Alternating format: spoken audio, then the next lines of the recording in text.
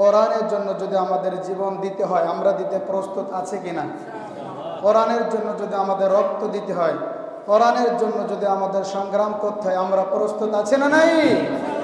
কারণ কোরআন হচ্ছে আমাদের কলিজা, কোরআন হলো আমাদের হৃৎপিণ্ড, কোরআন হলো আমাদের দুনিয়ার সবচেয়ে, দুনিয়ার যত কিছু আছে সব কিছু বিসর্জন যেতে পারে, কোরআন যেতে পারে না।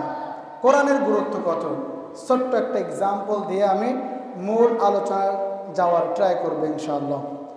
আল্লাহ তাআলা তার নিজের পরিচয় দিতে গিয়ে আল আমিন শব্দ ব্যবহার করেছে। আওয়াজ করে পড়েন তো কোন শব্দ ব্যবহার করেছে? আল আমিন শব্দ।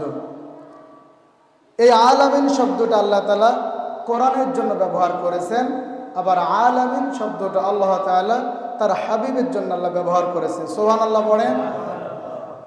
রব্বুল আলামিন বলেন সূরা ফাতিহা 5 ওয়াক্ত নামাজে আমরা পড়ি, ঠিক কিনা? আল্লাহ তাআলা বলেন তার পরিচয় দিচ্ছে বান্দা 5 বার যখন নামাজে দাঁড়াবা এট ফার্স্ট আমার প্রশংসায় পঞ্চমুখ হবা। আমরা বলি আলহামদুলিল্লাহি রাব্বিল আলামিন।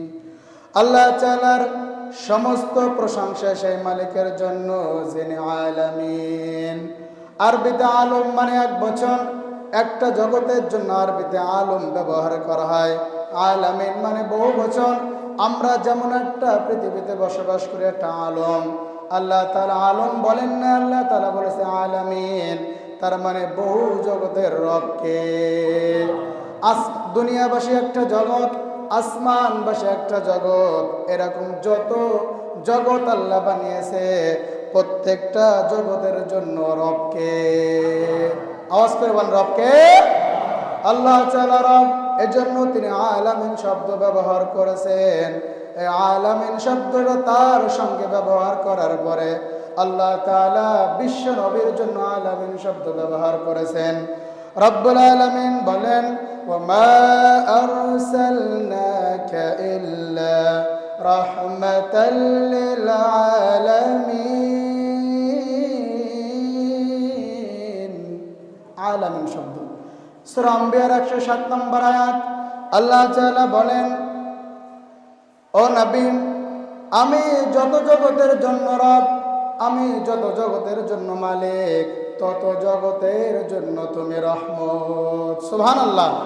ও নবী, আপনাকে বাদ দেই নাই, আপনার সম্মান আপনার মর্যাদা এত বানিয়েছি, যত জগৎ আমি বানিয়েছি প্রত্যেকটা জগতের জন্য আপনি রহমত। সুবহানাল্লাহ বলেন। তাহলে আমরা আয়াত থেকে জানতে পারলাম আল্লাহ তাআলা যত জগতের জন্য রব, আমাদের নবী তত জগতের জন্য রহমত। এরপর আলামিন শব্দটা আল্লাহ তাআলা এবার আমাদের কোরআনের জন্য আল্লাহ ব্যবহার করেছে। রব্বুল আলামিন বড় চমৎকার করে বলেছেন ইন হুয়া ইল্লা যিকরুল লিল আলামিন। সুবহানাল্লাহ বলেন। আল্লাহ তাআলা বলেন এই কোরআনের জন্য তিনি আলামিন ব্যবহার করেছেন। এবার একটু চিন্তা করে দেখেন কোরআনের মর্যাদা কত বেশি। যে শব্দটা তিনি তার জন্য ব্যবহার করেছেন, যে শব্দটা বিশ্বনবী প্যারা নবী মুহাম্মদ সাল্লাল্লাহু আলাইহি ওয়াসাল্লামের জন্য ব্যবহার করেছেন, সেই শব্দটা আল্লাহ তাআলা কোরআনের জন্য ব্যবহার করেছে। এর জন্য কোরআনের বিরুদ্ধে যদি কেউ কথা বলে আমরা তার বিরুদ্ধে আছে না নাই? আর যাই হোক না কেন, যদি কেউ কোরআনের পক্ষে কথা বলে আমরা তার পক্ষে আছে না নাই? এজন্য কোরআন আমাদের একটা। এবার বলেন আমাদের রব কয়জন? আওয়াজ করে বলেন আমাদের রব কয়জন? আমাদের নবী কয়জন?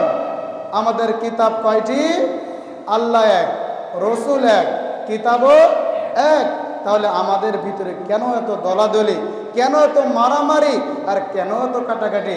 আল্লাহ আমাদের রব, আমরা মুসলিম, আমরা পরিচয় দেই আমাদের রব একজন, আমরা আল্লাহকে ছাড়া অন্য কাউকে মানি না।